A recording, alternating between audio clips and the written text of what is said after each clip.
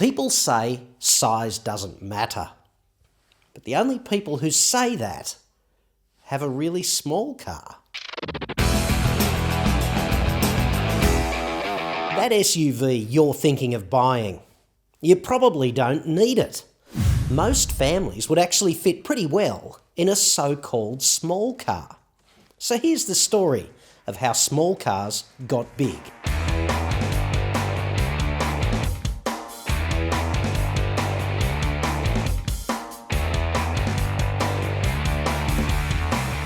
If you're sniffing around a Mazda 3, a Toyota Corolla or a Hyundai i30, you've certainly got company.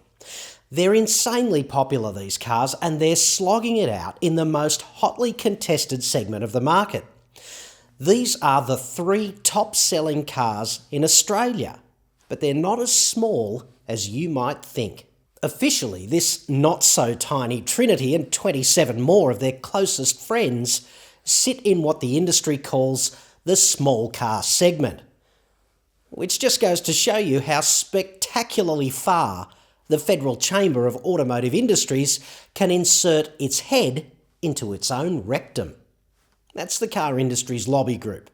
It's pretty much what they do.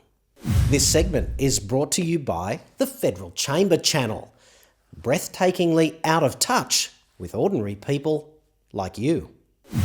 Part of me senses an evil marketing ploy in play. Families might be disinclined to think they'll fit into a notionally small car, no matter what its true size or actual accommodation capacity. It's almost an implied accusation. You know, they started a family and he only bought them a small car.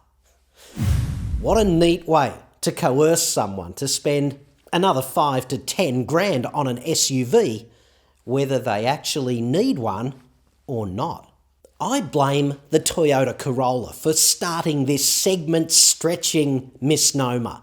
See, Corolla started life as a tiny and very nasty little shitbox back in 1966, shortly after the end of the last ice age. We used to call them Jap crap as kids, but haven't things changed?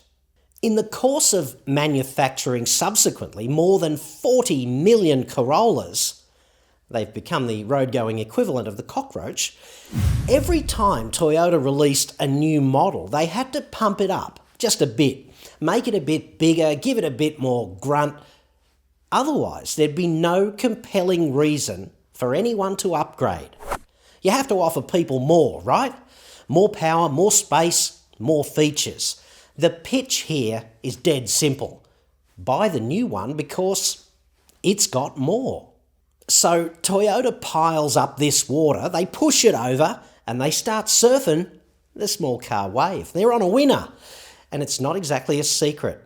So everyone copies them, and suddenly the whole car industry is on a small car surfing safari.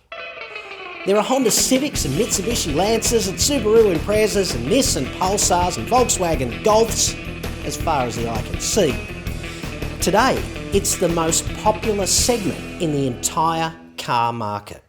The dimensional increases over time are staggering, especially when you consider how much better a modern car is packaged. In other words, they've moved the wheels right out to the corners and sandwiched the engine into ever smaller spaces to maximise the passenger and luggage volume. Small cars today are the Doctor Who's TARDIS of interior space. They're almost bigger on the inside. Today's Corolla is longer, higher, and almost 20% wider than its ancient ancestor. That's what we've learned from carbon dating those ancient paintings on the caves in Japan. Of course, the other staggering increase is the weight. In ballpark terms, the 2015 Corolla is almost twice the weight of the very first Corolla. Admittedly, all those safety systems and additional equipment items account for much of that increase. But so does the extra size and the rigidity. There were no electric windows or airbags in those ancient Japanese cave paintings. I'm pretty sure that's archaeologically definitive. given the way they've been pumped up over time, it's easy to see why increases in engine efficiency and reductions in frictional losses, the aerodynamic gains, all that stuff, haven't translated directly into a huge fuel economy benefit for owners. Much of the efficiency has been swallowed up in the black hole of offering customers more every time the small car merry-go-round completes another lap. By now, we've had just shy of half a century of incremental size increases in Corollas. Small cars have grown like Kim Kardashian's arse all around the world, albeit with a somewhat higher IQ and more dignity and grace. Manufacturers even had to invent new, smaller cars to fill the void at the bottom end, caused by small car incremental middle-aged arse inflation-itis, which is why there are now so-called light cars like the i20 and Mazda 2. And even they've grown incrementally bigger, which is why there are now so-called micro cars like the Mirage and Micra. Even the Yaris today is bigger and substantially heavier than the proto-Corolla painted up on the ceiling of the Sistine Chapel of ancient Japanese caves. Of course, SUVs are doing it too. There are a swag of micro SUVs being inserted below established middle-aged players. Enter the Mazda CX-3, a kind of pumped-up Mazda 2, sitting underneath the super successful CX-5. The Subaru Forester developed enough middle-age spread to warrant the development of a new XV a few years ago, and Honda's CR-V now has a mini-me in the Honda HR-V. They all sit around in front of the fire and they braid each other's hair and sing Kumbaya. I remember hair. So sad. The Nissan X-Trail has the Qashqai, and even the Renault Koleos now has the Captur to bully during its lunch break. The other kids are shouting out, "Run, Forrest, run!" Only in French. And the worst SUV on Australian roads, the Holden Craptiva, now has the Trax. Because it's always nice to have a little brother to burst spontaneously into flames next to in traffic. That's the backstory about how small got big in the car industry. If you're worried a car like a Toyota Corolla, a Mazda 3 or a Hyundai i30 might be too small, worry about a more credible threat. Weaponised anthrax at the football stadium, sarin on the subway, methyl bromide in the veggies, personal favourite, or learning something from Kim Kardashian. Terrifying. These cars are not small in any literal sense. Young families fit in them just fine. An i30 is 4.3 metres long. It's just 3 inches shorter than a Nissan Qashqai and 9 inches shorter than a Mazda CX-5. The whole SUV extra space concept is mostly a marketing con. "It's just a few inches," said the Cardinal to the actress.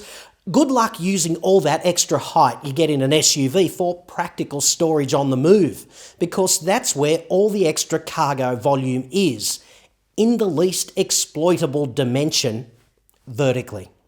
SUVs have their place. They're great if you've got a bad back or bung knees or some other orthopaedic deficiency. Having the seated height pretty much line ball with your standing hip height means no painful climbing up or down, getting in and out, and that's a real plus.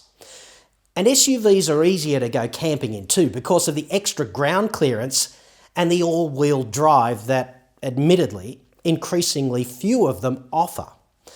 But one thing is certain. If you spring for an SUV, you will put your hands so much deeper in your pocket, 5 to 10 grand deeper. That's between $1,000 and $2,000 per inch. And suddenly we're back with the Cardinal and the actress.